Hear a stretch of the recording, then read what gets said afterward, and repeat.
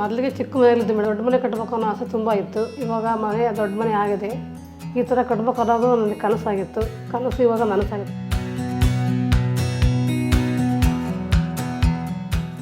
ಮಂಜುನಾಥ್ ನಮ್ಮ ಹೆಸರು.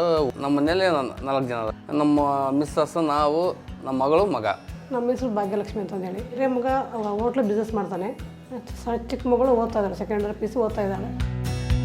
ನಮ್ಮದು ಕಾರ್ಗಿಲ್ ಕಂಪ್ನಿ ಆಪೋಸಿಟ್ಟು ತಿಂಡಿ ಮತ್ತು ಊಟ ಹೋಟ್ಲೆ ಆಯ್ತು. ಮುಂಚೆ ಅಲ್ಲಿ ಸ್ವಲ್ಪ ವ್ಯಾಪಾರ ಕಮ್ಮಿ ಆಗಿತ್ತು. ಹಂಗಾಗಿ ಮತ್ತೊಂದು ಇಲ್ಲಿ ಊರಲ್ಲಿ ಒಂದು ಎಗ್ ರೈಸ್ ಕಬಾಬ್ ಅಂಗಡಿ ಮಾಡಿದ್ದೇವೆ.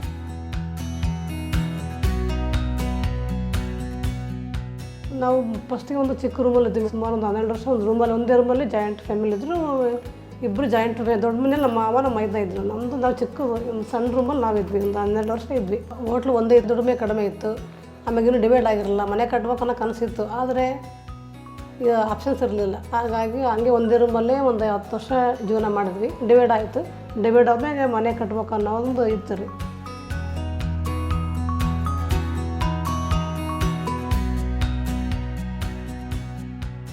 ಅವಾಗ ದುಡಿಮೆ ಕಮ್ಮಿ ಮಾಡಿ ಅವಾಗ ಮಕ್ಕಳು ಚಿಕ್ಕವು, ಎಜುಕೇಷನ್ ಸ್ವಲ್ಪ ತೊಂದರೆ ಆಗೋದು. ಕಂಪ್ನಿ ಹತ್ರ ಹೋಟ್ಲಿದೆ ನಮ್ಮದು. ಅಲ್ಲಿಗೆ ಭಾಳ ಜನ ಕಸ್ಟಮರ್ಸ್ ಬರ್ತಾರೆ. ಅಲ್ಲಿ ಬ್ಯಾಂಕಲ್ಲಿ ಲೋನ್ ತಗೊಂಡವರು ಅಲ್ಲಿ ಹೇಳಿದ್ರು, ಮಾಹಿತಿ ಹೇಳಿದರು. ಅವಾಗ ಬ್ಯಾಂಕಿಗೆ ಹೋದೆ. ಬ್ಯಾಂಕಿಗೆ ಹೋಗಿ ಕಲ್ಲೇಶ್ ಅಂತಂದು ಅದ ಬ್ಯಾಂಕಲ್ಲಿ, ಅವ್ರನ್ನ ಭೇಟಿ ಆದೆ. ಆಮೇಲೆ ಅವರು ಸಿದ್ದೇಶಣ್ಣರಿಗೆ ಕರೆ ಕಳಿಸಿದ್ರು. ಸಿದ್ದೇಶಣ್ಣರ್ದು ಮಾತಾಡಿ ಆಯ್ತು ಕೊಡ್ತೇವೆ ಅಂತಂದೇಳಿ ತಿರ್ಗಿ ಒಂದು 15 ದಿನದಲ್ಲಿ ಲೋನ್ ಸ್ಯಾಂಕ್ಷನ್ ಮಾಡಿದರು. ಈ ಮನೆ ಕಟ್ಟಕತ್ತಿ 9 ತಿಂಗಳಾಯಿತು. ನೀನು ಕಲರ್ ಒಂದು ಹಾಕ್ಬೇಕು. ಕಲರಾಗಿ ಸ್ಟೇರ್ ಕೇಸ್ ಒಂದು ಪೇಂಟ್ ಒಂದು ಹಾಕ್ಬೇಕು. ಮನೆಗೆ ನಮ್ಮ ತಂದೆ ತಾಯಿ ಹೆಸರು ಇಕ್ಬೇಕಂತಂದು ನಮ್ಮ ಆಸೆ. ಅದಿಷ್ಟು ಆಯಿತು ಅಂದ್ರೆ ನಾವು ಅದೇ ದೀಪಾವಳಿ ಗುರುಪ್ರವೇಶ ಇಕ್ಕೇನು ಅಂತಂದು ಇದು ಮಾಡಿದ್ದೀವಿ.